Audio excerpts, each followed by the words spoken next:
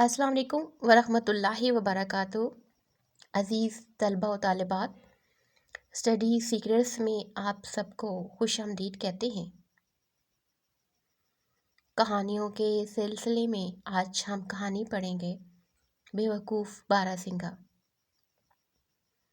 کسی جنگل میں ایک باراسنگھا رہا کرتا تھا۔ ایک دن وہ تالاب پر پانی پی رہا تھا کہ اس نے اپنا عکس پانی میں دیکھا۔ اپنا عکس سے مراد اپنا سایہ۔ اپنے خوبصورت سینگوں کو دیکھ کر بہت خوش ہوا اور فخر کرنے لگا۔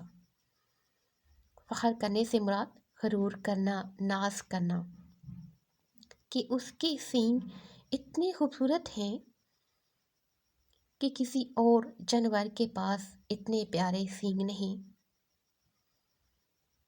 بچوں، اس لائن میں باراسنگھا جو ہے وہ غرور اور تکبر کا اظہار کر رہا ہے کہ اس کے پاس اتنے خوبصورت سینگ ہیں کہ کسی اور جانور کے پاس اتنے پیارے سینگ نہیں۔ حالانکہ اس کا نام باراسنگھا ہے اور یہ نام اسے اس کے خوبصورت سینگوں کی وجہ سے ہی دیا گیا ہے، لیکن جب اس کی نظر اپنی دبلی پتلی ٹانگوں پر پڑی تو اداس ہو گیا۔ اداس ہونا سے مراد غمگین ہونا، مایوس ہونا، پریشان ہونا کہ اللہ تعالیٰ نے اسے اتنے خوبصورت سینگوں کے ساتھ اتنی بدصورت ٹانگیں کیوں دے دیں۔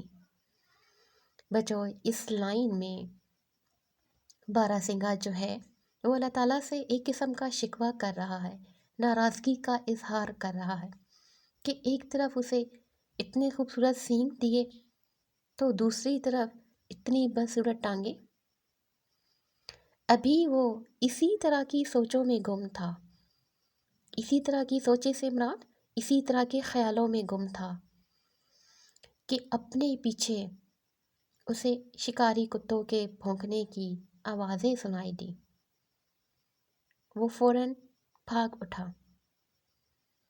اور جلد ہی شکاری کتوں کی پونچھ سے دور چلا گیا۔ اچانک اس کے خوبصورت سینگ جھاڑیوں میں پھنس گئے۔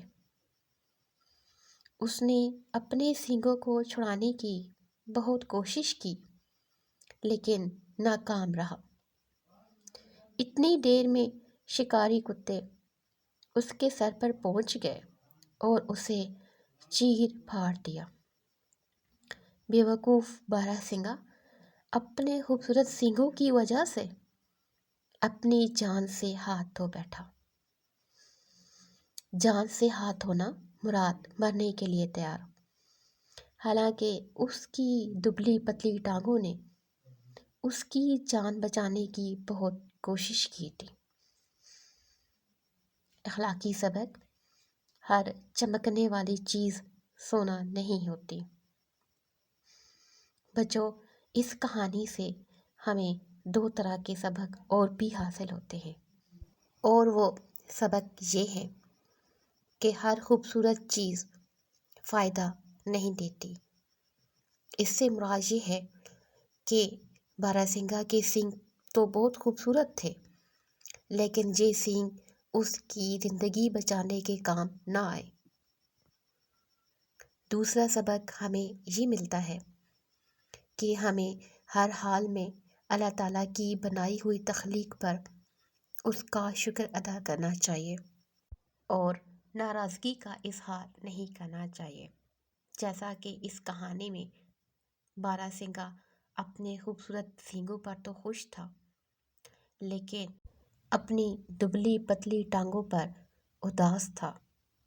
خوبصورت سینگوں کی وجہ سے وہ اپنی جان سے ہاتھ دھو بیٹھا، جبکہ وہی دبلی پتلی ٹانگیں اس کی جان بچانے کی کوشش کرتی رہیں۔